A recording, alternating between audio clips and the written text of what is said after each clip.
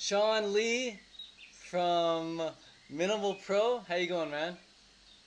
Going great, man. Ted, it's good to be connected as always. It's always a pleasure talking with you. Yeah, man. We go back a couple of years. How long? 2 years or 3 years? 2 years, I think.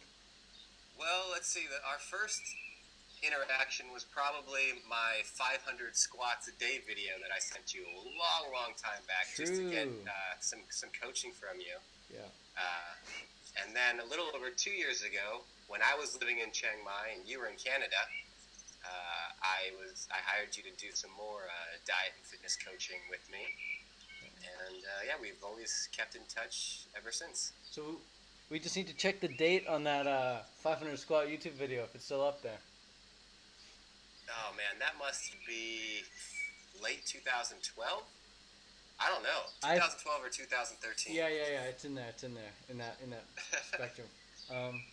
Yeah, amazing. Time, as they say, flies. Yeah, you made some kind of video. You know, it was at the beginning of my vegan career, and I was still trying to figure out how to be vegan and healthy and make it all work for me. And you made a video that said, if anyone out there is going to record themselves do 500 squats straight, send it to me, and I'll give you one free coaching session. And I was like, I've never done that, but I want to talk to Ted, so I'm going to do it. I'll figure it out. I didn't do it all in one go, but Yeah. you made it work. Amazing, bro. You must have been sore for many, many days after that. Yeah, definitely. 500 squats. Done it like 3 times in my life, and every time I've done it, sore for a week. Sore for a it week. was quite the feat. Don't necessarily recommend it for everyone. So what are we talking about today, Ted? What's on the agenda? How can we help your audience? Why would your audience care about Sean Lee?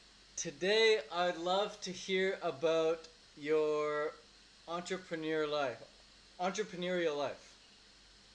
Yes. Now, when it all started out, were you like a college dropout, or were you unemployed, or what? Oh, okay. Good question. First of all, I want to share something interesting that I just realized is a shift in my thinking the other day. Last week I met Bob Proctor, and one of the first things he asked me was, how much do I make in a year?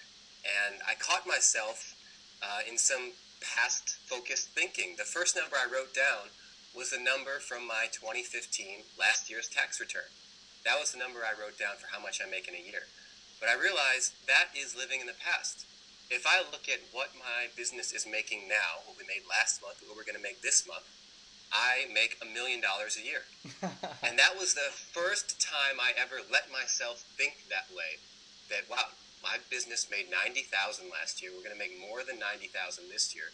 This is $1 million a year company. The number I wrote down was way smaller than that because it was an old, outdated number. Right. So as far as where I'm at now with my entrepreneurial career, I own $1 million business now, which is the first time I realized that and let myself say it and feel it. Yeah. And that was a big breakthrough for me, I think.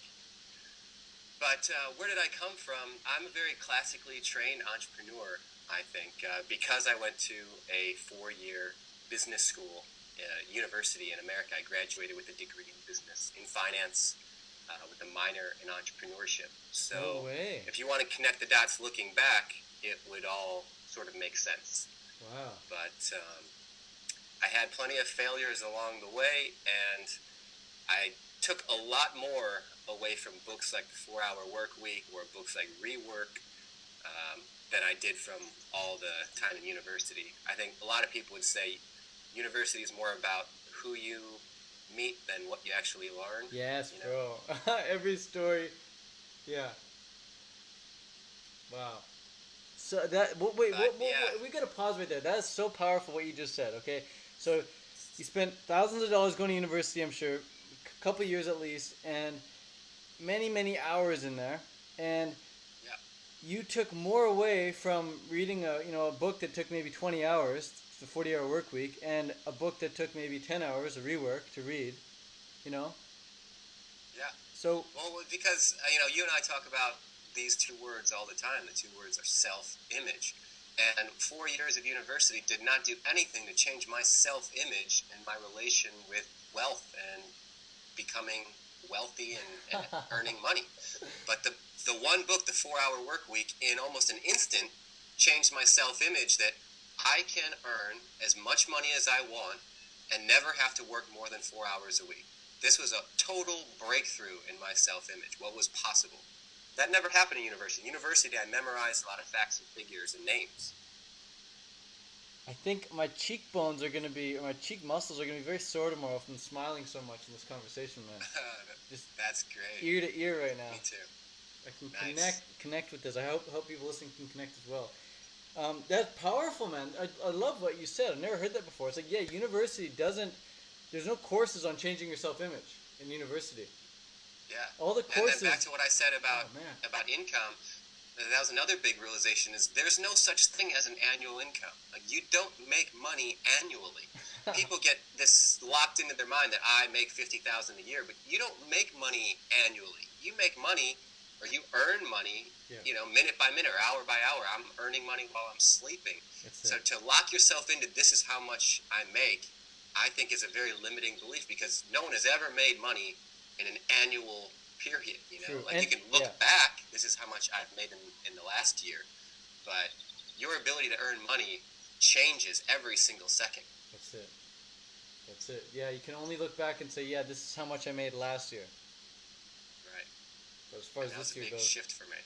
Now, with your biggest success, you said you made many failures, like I'm sure almost every entrepreneur does. With your biggest success, what would you say your biggest success is in terms of the companies you started? My biggest financial success as of May 2016 is my business, HD Piano, hdpiano.com. We teach millions of people around the world how to play their favorite songs on piano. So, people go on YouTube, they type in HD Piano, and your site comes up, or your channel comes up, and then they... Yeah. One of our hundreds of lessons will pop up. They'll watch that video for free on YouTube. And if they want to learn the full song or some of our other songs that aren't available for free, they click the link in the video description, go to our website, and they'll sign up for a free trial to watch all of our videos. And if they like that for the first 30 days, they'll stay on board for a monthly or annual paid subscription. So they're getting a lot of stuff for free along the way before they ever pay us $1. Give, and then ask, yeah? That seems to work for us. Yeah, it's the classic freemium model. Free, and then premium later. Freemium. Yeah, bro. Great. So, how much is a monthly membership? Not yearly. How much is monthly? Well, it depends on when someone's listening to this, but right now it's $15 a month, or I believe it's $97 a year. Okay, so $15 a month, or less than $100 a year, the whole year. Mm-hmm. Now, tell me the birth of that company. How did that happen? Was it your idea? Was it a friend's idea? Did you and your friends have the idea together? Like, how did the idea come? It was, that's a deep question. Where do ideas come from, Ted? Personally, I believe that ideas are all around us, just like there's music all around us, but we aren't hearing it because we're not a radio and we can't tap into that frequency like a radio can. I think ideas are all around us too, and if you get your mind or your brain in the right frequency, you kind of get to tap into these ideas that are already there. Bang on. But if I had to say, the idea came from, I was in university, I was in college, and all my friends were playing this game called Rock Band or Guitar Hero, where they felt like they were playing music, but all they were really doing was banging on a piece of plastic. And at the same time, I was teaching myself to play songs on a real piano because I was in a band and I liked playing music, and I was using YouTube videos to teach myself.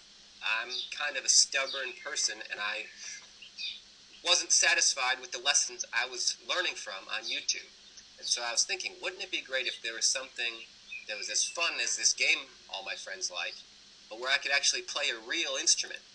And so that's where the idea came from, is blending together this game with a real instrument. And that's what set me on the quest to start HD Pianos. I wanted to create the piano lesson that I wanted to learn from. I was wanting to scratch my own itch. And Do you remember where you were when you first had the idea? Like, were you walking your dog? Were you in the shower? What were you doing? Do you remember? You know what? I don't remember where I was or what I was doing when it actually struck me. I don't know. I guess I was probably doing something like that where you're sort of in autopilot, going for a walk or taking a shower or driving a car or something. Well, but I remember where I was when I actually took action. Yeah, what was your first action step? What were you doing? It was August 8th, 2008, and the first step I took was to create the YouTube channel for HD Piano. The name just came to me. My friend Rob always put the adjective HD, like high definition, in front of every word, and he's like, if you add HD to anything, it just sounds cool. And so I was like, HD Piano, yeah, that sounds kind of cool. The .com was available, YouTube channel was available. My videos weren't even HD yet, but I thought it sounded cool. And that was the first action I took, was in my parents' basement. And I set up the camera, I recorded one of the few songs I actually knew how to play, and that's where it all started. And co-founder. Did you have a co-founder? Do you have a co-founder? No, I have a partner now, many years later, but I was the sole founder and owner for many, many years. Okay, the sole founder and sole owner. When did you hire your first freelancer or employee? So that was 2008 when I started it, and I created the first batch of lessons, and those handful of lessons ended up getting millions and millions of views, literally, over the next 4 years, that I almost didn't capitalize on at all. I just didn't know what to do with all these views I was getting, and I was getting distracted with other businesses and other things that I didn't really do anything with HD Piano for a number of years. And then fast forward to 2012, I read a book called The 4-Hour Workweek, and I just happened to be ready to really go for it. And that's when the book, what really stood out for me from the 4-Hour Workweek was the message that you don't want to run your business, you want to own your business. You know, whereas before, it was a point of pride that I recorded the lessons, I edited the lessons, I built the website, I did everything. I was like proud of this fact that I don't need anyone. Well, in 2012, I thought a little bit differently, that I don't want to run it, I want to own it. And so I looked for the first bottleneck, and for me, that was editing the videos. I would record this brilliant lesson, or decent lesson, whatever, and then I would be discouraged about going through the complicated editing process. And so the first thing I did was hire out a video editor freelancer to clear out that bottleneck for me. Someone I found on the website elance.com, which is now upwork.com. Yeah. And that started to really, open up the floodgates for me to produce more content. And then the next bottleneck was finding someone who knew more songs than me, who could learn them faster than me. And so that's the next step, was finding another instructor. And I just went step by step until I was totally out of my own business. So let me get this straight. 2008 you started, and then for 4 years did you consistently upload videos by yourself? No, I uploaded, maybe 10 videos in the first few months, and then did nothing. But those videos sat there, just kept accumulating views. You shelved the idea pretty much. I did. I mean, that company, HD Piano, survived many assassination attempts. Yeah, so in 2008, the same year I graduated, the same year I started HD Piano, I also won the business plan competition at Miami University Business School. And come 2009, one of the judges of that competition got back in touch with me. He is a venture capitalist in Chicago. Said, you know what, that plan you won with? I actually want you to start it. I'm going to give you $250,000, and I want you to run this company. And he was going to invest. But one of the conditions was I had to be all in. And he said, this HD piano thing you got on the side, it's great, but I don't care how you get rid of it, just get rid of it. And, a lot of people thought this was really foolish, but that was a complete deal breaker for me. There was something I knew that HD piano was important to me.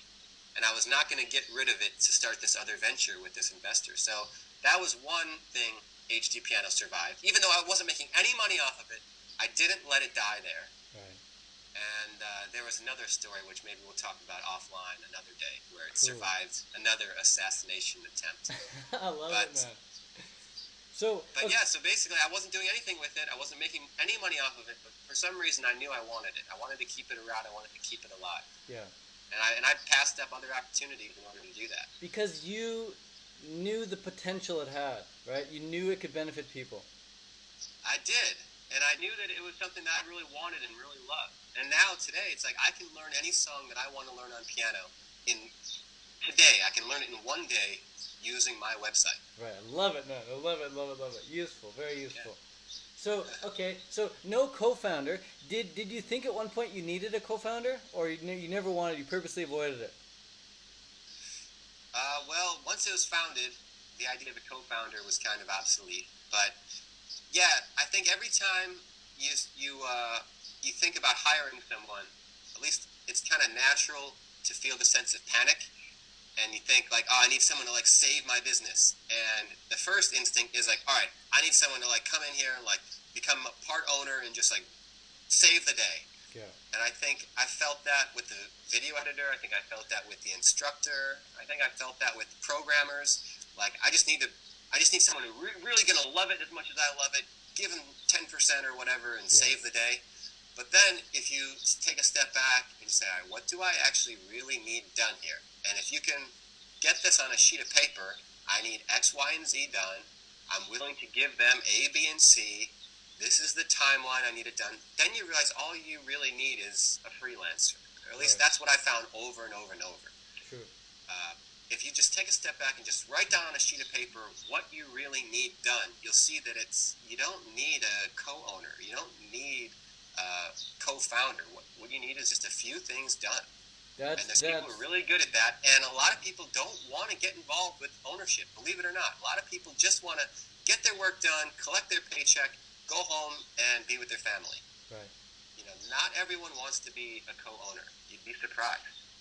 Very cool. So, now, where I got to the point to turn one of these freelancers into a partner was after he had been working for me for about a year, and he was just really crushing it. And it got to the point where the only way that really we could really continue working together and continue growing together was if we opened up the door to a partnership. Now, that partnership, you could sense something in him. You could sense this inner, fire, this very strong potential that he had, before you brought him in as a partner? You knew something special about him? We had been working together for a long time, and he was continually going above and beyond and crushing it with everything. That's it. Cool, man. Now, you mentioned something. You're like, okay, instead of hiring a co-founder, if you write down on paper what exactly you need, I'll trade X, Y, and Z for A, B, and C. Now, what were some of the big milestones for HD Piano? Yeah, we definitely set lots of milestones. Without looking back at my notes, it would be hard to really say what some of those were. But a lot of them were as far as number of subscribers on the YouTube channel, number of paid members on the website, number of views that we were getting. As far as output milestones, how many videos we were producing per week, whether we were publishing once a week or twice a week. Right. But a lot of it was geared towards, how can I help the people I'm working with reach their goals? So I remember specifically our video editor, he was saying if he could just save up $1,000 or earn $1,000, our video editor is from the Ukraine. If he could save up $1,000, he'd be able to buy a car so that he could drive on the weekends to go visit his girlfriend. I remember thinking, wow, so if I could help this guy make $1,000, he's going to be able to drive on the weekends to go see his girlfriend, where right now he's not able to do that for whatever reason. And so I just had to figure out, how many videos do we have to produce for him to make that money. That's beautiful. Same thing with my instructors. It's like they wanted to be able to quit one of their other teaching jobs at a real piano studio. And to do that, they had to make a certain amount of money. And so I was like, all right, just work with me, and I'll get you enough work you can do that. And bonuses. Did you ever give out bonuses for great work? Always give out bonuses. Everyone who's ever worked with me has gotten at least one kind of a bonus and multiple bonuses all the time. And are they surprise bonuses, or are they like, hey, if you hit this deadline, you get a bonus? Some of them are surprise, or just like arbitrary, like year-end bonus. But a lot of them, they're like, hey, okay, here's where we're headed, and this is where we want to get. If we get there, here's your bonus. If we get there 20 days earlier, here's what your bonus could be. If we're late, well, here's what you're not getting, basically. So a lot of them are performance based for sure. Yeah. Some of them are just arbitrary year-end bonuses, but I really believe in bonuses and giving a little extra when people are really going above and beyond. Okay, now backing up a little, you started a YouTube channel, 2008. You started a website at the same time, right? You basically embedded the YouTube videos into the website. And basically, yeah. At what point did you register it as an official company? And what label company was it? LLC or what? Yeah. Actually incorporated as a company. Oh, that's a good question. It was at least a year later, I think. It was probably, what I usually tell people to do is to wait until you're making some kind of money before you register. Like, I wouldn't bog yourself down with doing that up front. I think I registered once maybe in 2009 or 2010, even though we weren't really making much money, but I wanted to be official. But I reincorporated in 2012 with reading the 4-Hour Work Week, and that my situation was a little bit more unique. I do recommend having an LLC, though, a limited liability company, just to protect yourself from liability, essentially. Cool. That's what it does. Yep. So it protects your personal assets from something like if the business were to get sued, or if there was a problem with one of your customers or something, just in case. Just to be more official, especially if you're making large sums of money, you're going to want to be able to write off business expenses. Yeah, of course. But I wouldn't worry about it in the beginning. I wouldn't worry about it if you're making less than $5,000. Just something to think about. And you're obviously an international site, or anyone can access HD Piano, maybe unless you're in North Korea or something. But yeah, how did you go about scaling internationally? Or did you even focus on it at all? Or did you just crank out YouTubes and just not focus on any niche country? Yeah, I didn't really focus on international expansion at all. Our videos are all only in English. We don't really do any kind of subtitles. We don't have internationally translated domain, so it's just all English speakers right now. If there's English speakers in other countries and they find us, they are free to sign up. Yeah, we haven't really focused on international expansion at this point. We're not like an Uber or Craigslist or something that has to have a specific presence in each city, or even a teach pond. Right. Interesting. So, do you know, are there other companies that have copied you, like straight up mimicked you, your YouTube style and everything? Any clones? I'm sure there are, yeah. I think the word HD piano has become like the Kleenex of piano lessons. I remember I thought that was funny the first time that I would search HD piano on YouTube, and I would see other people's lessons pop up that said like HD piano lesson. Wow. Yeah, sure, it could just be it's a high definition video, but you don't see any HD guitar lessons titled that way. The Kleenex, idea of a video piano lesson became synonymous with HD piano. Yeah. Wow, I love it. Yeah, you created like a very specific market there, man, and you branded the name too, like Kleenex. Yeah. So powerful. Okay, and let's talk about hosting your website online and making sure your site doesn't go down. Is there a specific company that you use to host your site, or like what web service do you use? Yeah, I use a hosting company called WP Engine. Oh yeah. They are a WordPress specific host based out of Austin, Texas, and you get a lot of benefits if your website is a WordPress website, which I think there's about 1 billion WordPress websites today. Working with a WordPress specific host means you get a lot of stuff automatically happening for you that you don't have to worry about, like automatic updates and backups and security measures and things like that you don't really have to worry about. So I do recommend, if you have a WordPress website, which I think most people do, get a WordPress specific website host. I use WP Engine. And are there different plans different tiers of plans you can get? Yeah, I think today WP Engine starts at $29 a month, but we've outgrown their starter plans. Right. Yeah. And now the difference between a starter plan and the top tier plan is what the starter plan is like shared service, so like a million people using the same server type thing, and then the Yeah, so the starter plan will be on shared hardware with other people. So as traffic goes up in other places, your website slows down. ah But now we've grown to the point where we are on a dedicated hardware server, which means our website is always very, very, very fast. And yeah, always cool. very fast, always very reliable.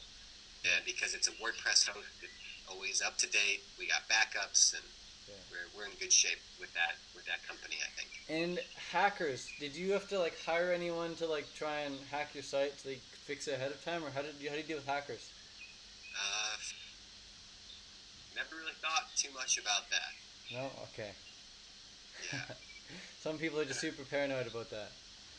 I mean, if I haven't really thought too much about that. With the security measures we already have in place, and the fact that our website doesn't store any financial information. Our customers are paying us through PayPal and through other services where we don't store any secure information on our site. So it's just I don't embedded know what they videos. would hack us for.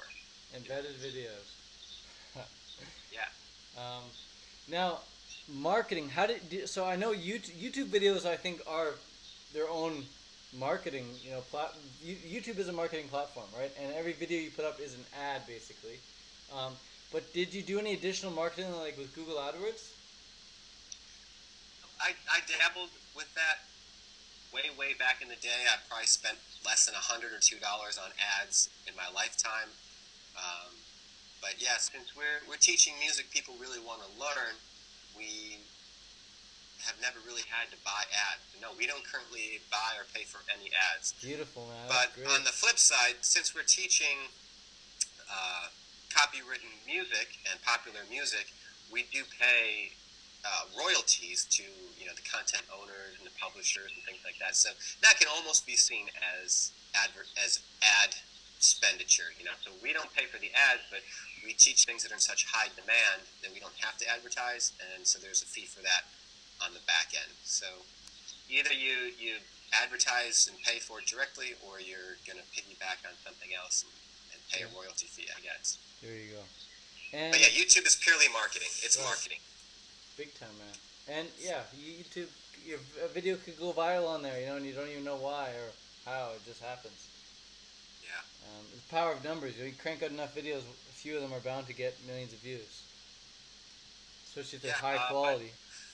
With all this stuff, though, I just want to make sure that anyone listening right now who might feel discouraged by all the details and all the information that we're discussing here, that it doesn't matter. Like, they don't have to know how to do all this stuff right now. I didn't know how to do all this stuff when I got started.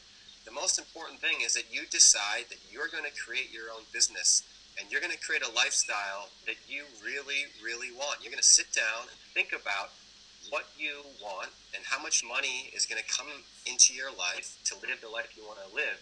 And then all these little details that Ted and I are talking about, that he did or that I did to make our business a success, it's going to come to you in a different way. But you're going to figure it out along the way, what you're going to make happen. That's it. If you want to do it, you're going to find a way. If you want to do it, you're going to find a way. And your way is not going to look the same as mine or Shawns. No way. Right. But there's a story that I thought of. I think this story's going to make it into my next book. Let's say you climb up to the top of a mountain, or you see two guys at the top of a mountain. Let's say it's Doi Tep in Chiang Mai. Two guys hiked up to the top of the mountain, and you ask the first guy, how did you hike all the way up here? How did you make it to the top of the mountain? And he pulls out a map and a compass, and he tells you, well, I started out at a northwest heading, and I climbed 100 vertical meters, and then I turned to a southwest heading. He gives you exactly step-by-step instructions for how he got there. Yeah. And then you take rigorous notes to keep up with him, and you understand exactly how to hike up the mountain. And then you ask the second guy, well, how did you do? What's the secret to your success? And he pauses for a second and said, well, I followed the yellow flags. It's like the same answer but different results. Just look for the simple answers. Yes. And when you're on your path, if you're going to see signs along the way, you're going to see little yellow flags along the way, and it's going to tell you to turn right or to turn left. And everyone experiences it differently. So I just want to make sure people don't get bogged down by all these details that we're going through. Yeah, it's going to look different. Yeah, this call is intentionally detail orientated. It's just for those people who want to know the specifics. But when you're just starting out, it's a blank slate. You have literally a blank sheet of paper, and you just need a pen and passion, and let that passion flow through the pen and just write out what exactly you want, and then just keep imagining having it or living it, and then things are going to come up. You're going to meet the right people, you're going to click on the right link, and you're going to get the right phone call or whatever. You're going to sign up for the right course, whatever it is, and things are just going to happen in a way you could never have previously even imagined. Things are going to come into your existence that you didn't even know existed. Yes. Which is my next question or point here with Sean. Okay. There's something back called, to the detail-oriented show. There's something called a startup incubator, where it's either this building or this community, and startups go and they receive funding and mentorship and support for a few weeks or a few months to help incubate their startup.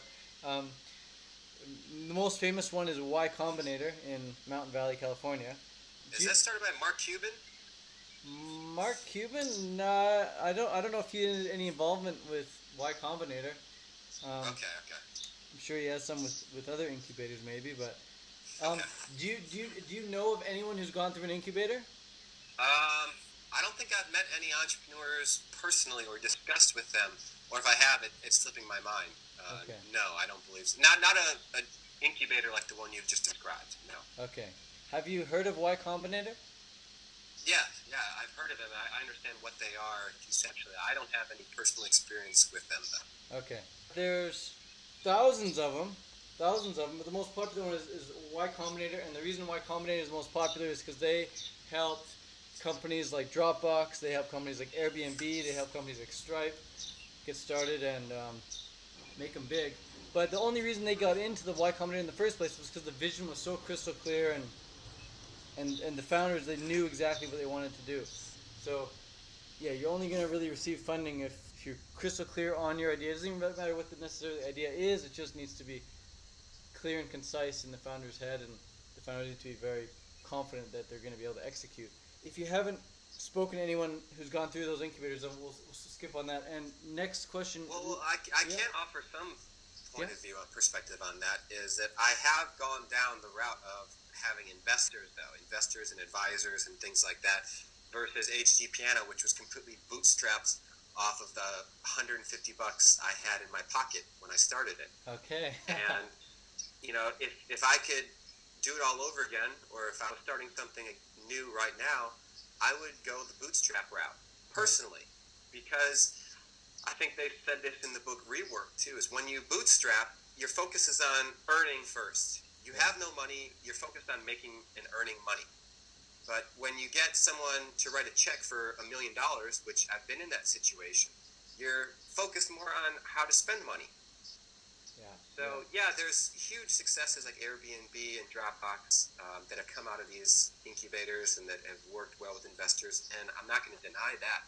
But I think for a lot of the people, at least who follow me and maybe who would be following you, they're more intimidated by that, and they would think that, if I don't have money now, I can't do this. But there's just as many success stories that have made it huge without any investors and any advisors, and I prefer it because now there's no one telling me how to run my business. Yeah. And there's no one telling me that I have to prioritize profits over service, or telling me anything to do with my business.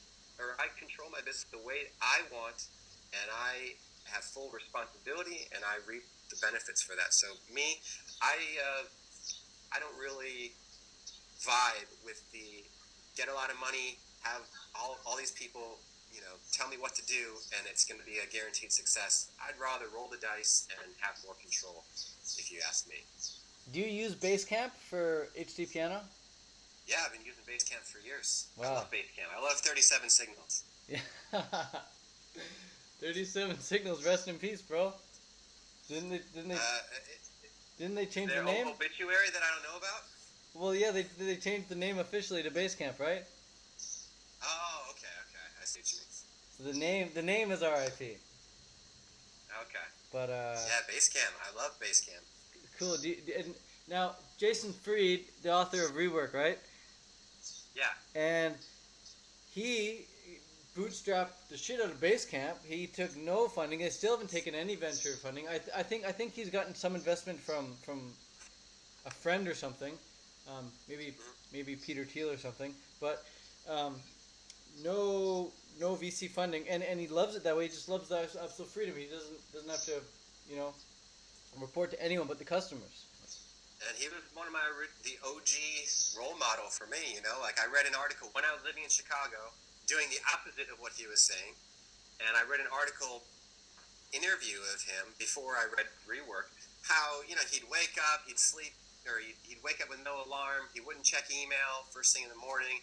He'd sip a cup of coffee and check his team, which was totally distributed around the world, and they were making $1 million a month, and most people didn't even meet face to face. I was like, whoa, that's amazing. Yeah. And he didn't have to answer to anyone, and I think that's really what I wanted more than anything, because at the time I was answering to a lot of people I didn't want to answer to just because they were writing me checks.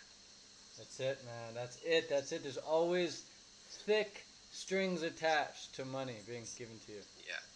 So it's up to you whether you want to go that way. Maybe you can you leapfrog some people and have slightly higher odds of success if you want to take those checks and if you win the slot to be in that thing. Right. But for me, if I was doing it, starting from scratch, I would move to Chiang Mai, Thailand.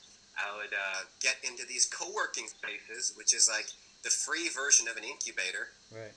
And I would surround myself with people in Chiang Mai or whatever city I was in who are hustling. You're the average of the 5 people you spend the most time with.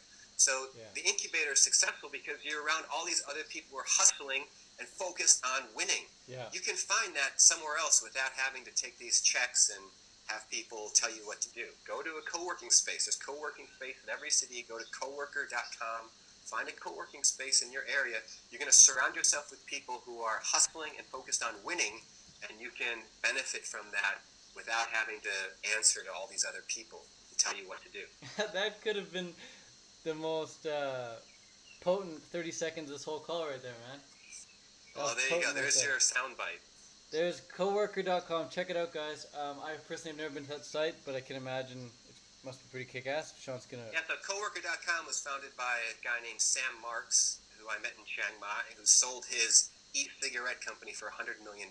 No way. And, yeah, so he did a talk at the Nomad Summit the same day that I was talking, and we hit it off. There's an interview on my channel. Search Sam Marks before his $100 million buyout. So there's an interview on my channel with Sam Marks. He started Coworker.com because he believes this nomad movement is going places. He believes there's going to be 1 billion nomads by 2030, and he is preparing for the arrival. Yeah, I love it. He's buying properties in Chiang Mai.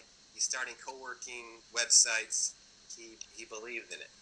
Now, when I do group swims, or group runs, or group bikes, I feel like success is guaranteed.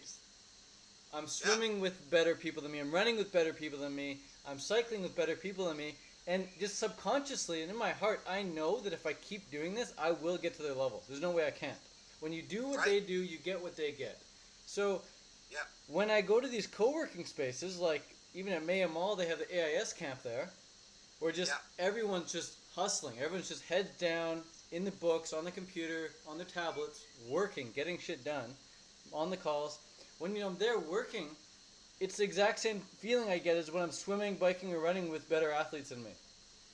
Definitely. It's just... Yeah, you rise to the expectations of those around you. That's so it. When people are crushing it around you, you're going to crush it better than you would home alone. But more than just being around there, I think you get that absorption effect by just being in the environment. You have to connect with these people. Like if I ask you, Ted, or whoever's watching this or listening to this, who do you interact with on a daily basis who knows how to run your business better than you? Knows how to grow your business better than you? You have to be able to name at least one person. Right. You have to have someone in your inner circle who knows how to do what you want to do. And you'll find that person at your local co-working space, or they'll introduce you to that person. Yeah.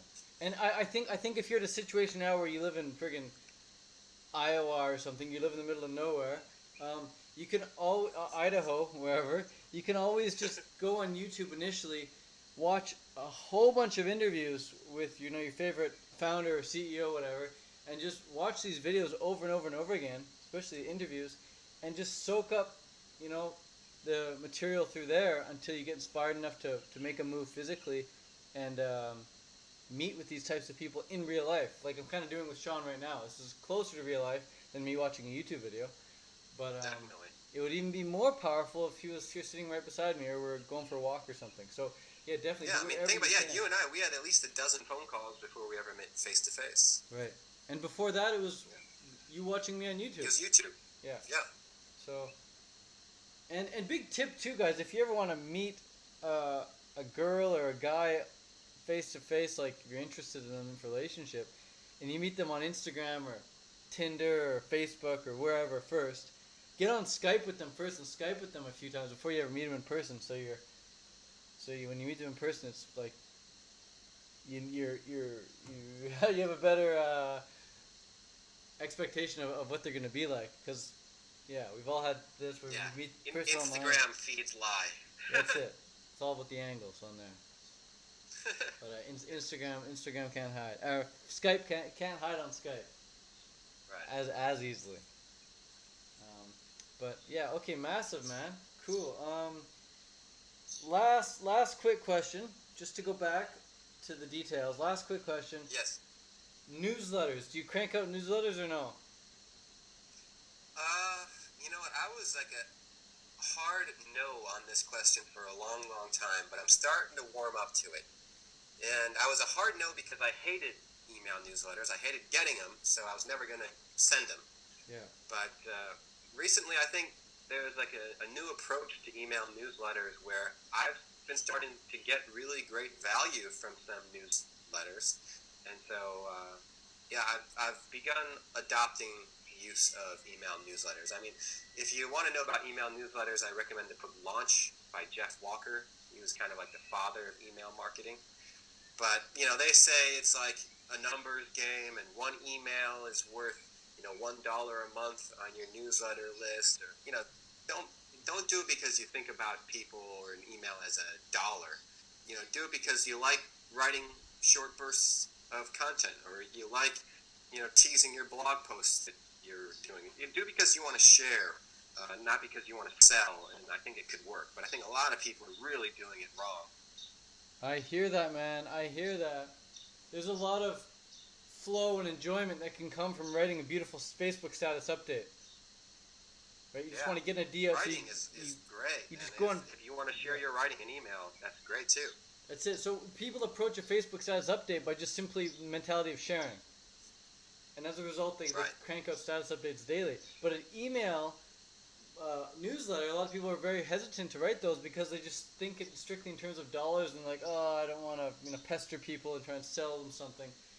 But yeah, if you use it as a way of sharing, like in the same way I emailed you, I'm like, hey Shawn, what's up? Do you want to Skype tonight or something? It's like I'm not pestering you, I'm just like sending it out there, Right. You don't have to sell someone every email. You don't have to have like a call to action and follow a formula. But, definitely someone's email inbox is probably going to be your most intimate connection with them, way more than an Instagram follower or YouTube subscriber. So, keep it sacred, please. Yeah, no doubt. Cool, man. That's great. Great advice. What else, man? Any other gems? Yeah, last. We can drop on people. I want to pull a couple gems out of you right here quickly. What were a couple takeaways from the Bob Proctor meetup? Hey, for any of you guys who don't know who Bob Proctor is, Shawn, introduce Bob Proctor to everyone. Who is he? Bob Proctor is unlike anyone else I've ever met in person. He's one of the greatest thinking minds alive right now. He talks about things like the law of attraction. He was featured in the movie and the book Secret. And he has created more millionaires today than almost anyone else alive. And meeting him in person was a very special experience for me. Every single detail meticulously thought out on this man. Yeah, I hear that. He speaks so dynamically and so passionately about how people can start to change the way they think and change the results they get in their lives. Yeah, so Bob Proctor, he's a Canadian, which I'm sure you'd be happy about. Fellow Canadian with you, Ted. Yeah. He's got the thickest white head of hair you'll ever see. Wow. Stands as tall as anyone else in the room, always wearing a full business suit. He's got a pen in his breast pocket. He's got a pocket watch in his front right jacket pocket. No way. And just very, very precise. He's upset if the presentation clicker isn't perfectly timed. He's got a copy of the 1937 edition of Think and Grow Rich in a zippered case inside his roller suitcase on stage with him. Same copy as his first copy, right? With the first edition. Yeah, first edition. And he's just really precise. Everything in his life has been very deliberately thought out. He knows how to turn visions into reality. And I went to meet him to sort of, I don't know the right word to use, to see things that I didn't know I wasn't seeing, I guess. And for me to help build my vision for where I could go next. And I think I got exactly what I was looking for. So just to know, this was a 1-week seminar. A 1 week? I paid, 1 week seminar? Well, it was 5 days of events. Bob only led 2 of those days. And the other days were with other speakers. And to be frank, I skipped most of the other events. I went there just to meet Bob. Yeah. And it was awesome. It was really, really awesome. And I got much more clear about the book that I'm writing and the impact I'm making and the message that I'm promoting. And it was a good week for me to get clarity on my vision. Yeah. So with your own self-image, what areas now is Shawn working on with his self-image? Is he focusing on what? Relationships, spirituality, travel, finances, startups, what? What is it? I finally began to see myself as a best-selling author. Love it. Yeah. Before it was like I was writing here and there. I wanted to have a book. I thought that I would have a book. Finally, for the first time, I felt what it was like for millions of people to know about my book, to have their life changed by my book.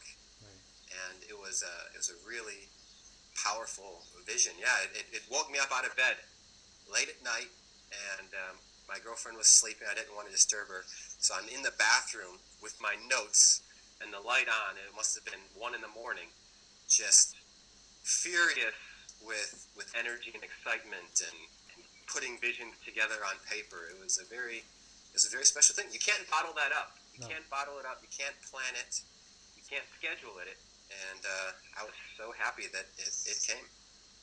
Oh, man. And by you sharing it like you just did with us and with me, now I hold that image of you. Now I see you as a best-selling author. You know?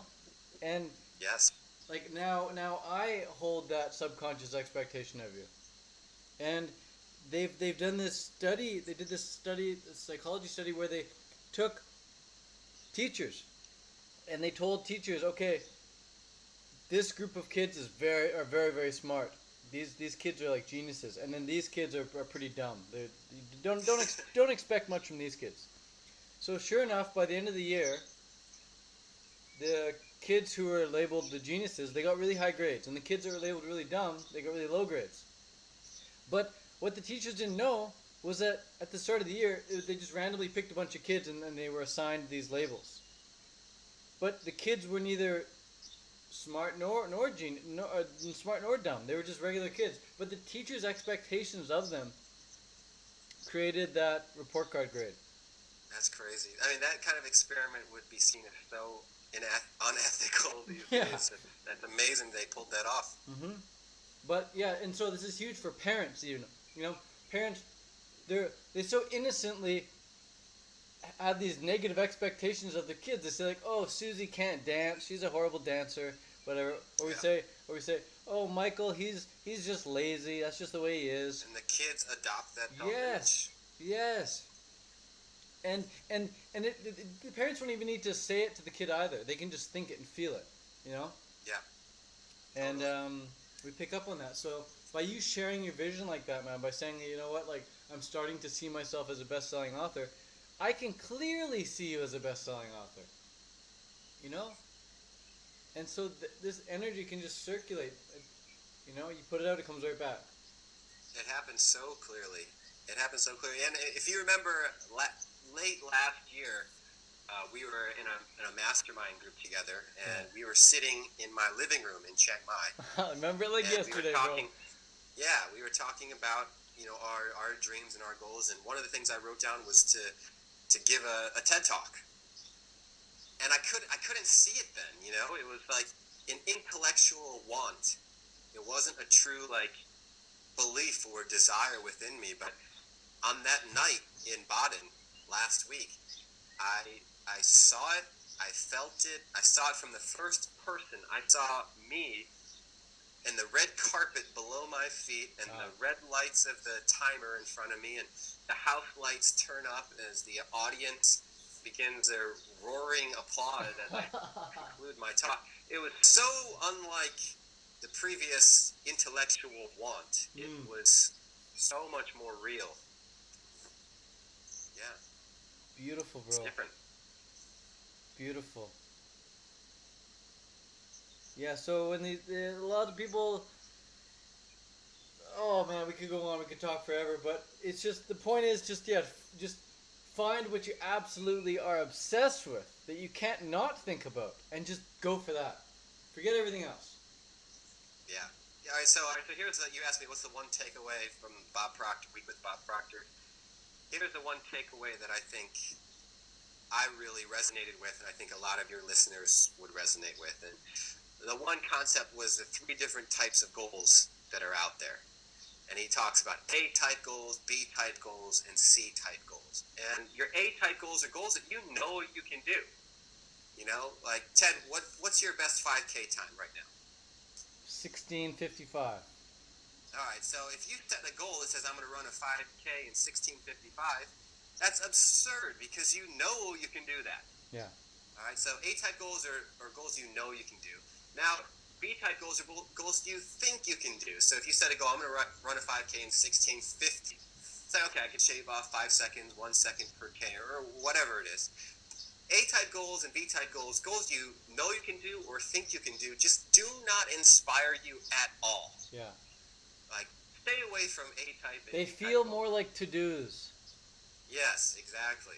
He talked about C-type goals, the goals that inspire creativity. These are the goals that you really want to do. What are the things you really want? You have no idea how you're going to do it. Yeah. But you really want it. And you know you're on the right track if your goal simultaneously scares and excites you. That's it, bro. So set goals, what do you really want? Not what you think is possible or you know that you can do or think you can do. What do you really want to do? That's it, man. Find that. Yeah. I love it. You quoted him well.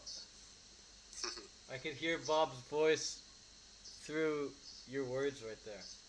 You know, the one thing, Bob, I don't think I did this just then, but I wrote a lot of notes about Bob's mannerisms and the way he carries himself on stage. The one thing that is just really special about him is he can raise his voice in a way that's very dynamic and powerful, but it doesn't feel like he's yelling at you.